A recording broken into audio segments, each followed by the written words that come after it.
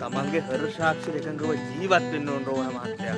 නැතුව තවත් මිනිස්සෙක්ට මේ වගේ ගැත වැඩ කරන්න කියලා හිතන්නේ හිතන්නේ. මිනිස්සු හිතන්නේ තමන්ටමයි මේ වල කපා ගන්න කියලා. යන්කෝ අපි බීමේ බීලම කතා කරමු පොඩ්ඩක්. බුඩු එනේ වහපුළු බුඩු මොනවද ඉතින් වාඩි අපිට මේ බීම මොන හරි දෙන්නකො පොඩ්ඩක්. බීම මාතුරු මේ පැත්තට ආවේ වැටලීමකටද? අයියෝ ආකා මේ වැටලීමකටද මහත්තයා? ඔව් අපිට මේ කම්ප්ලේන් එකක් ලැබිලා තියෙනවා භාවිත නුසුසු පල්ලිකුත් එක්ක තිරිගු පිටි වගේ විකුණනවා කියලා කඩේක. නෑනේ එන ගහලා අකුල වලම යන්න ඕන මහත්තයෝ ඔය වගේ වැඩ කරන්නේ.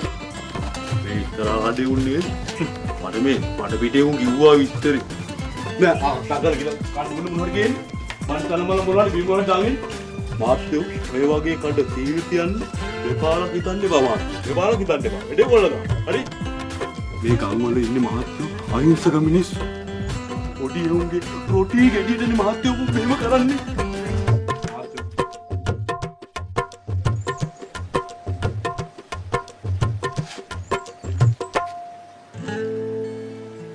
අම්පු කුස්රාක් කරනවා. මොනවද දෙලෙන් කරන්නේ? දේව කල්පනාන්ස සති දෙකකටත් වැඩි.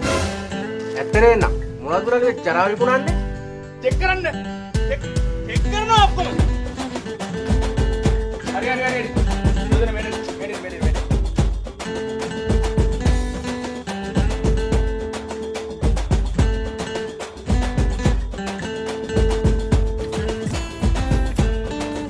වෙනස ලුණුවංගල පස්සේ වැඩි ගානට විකුණන්න නැති. ලුණුව බඩු මෙයාලා. මෙන්න මේ කඩේ කෙරුවා. කල්නිකුත්තු ආහාර විකිණීම. ලුණු තොග සංගවා විකිණීම. භාවිත නුසුසු පිටි විකිණීම. ඔයද මාත්තා පිටි මේ කුණු පිටි උනන්නේ අපි. අන්න පිටි ටික තියෙනවා කිරිටෝයියට අපේ. ඉතුරු මාත්තා ඔයා.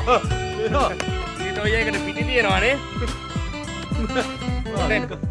පොඩ්ඩක් ඉන්න. ආ මේක බලන්න.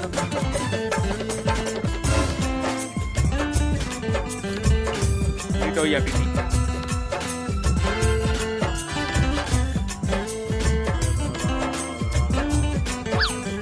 CCTV නේ टेक्नोलॉजी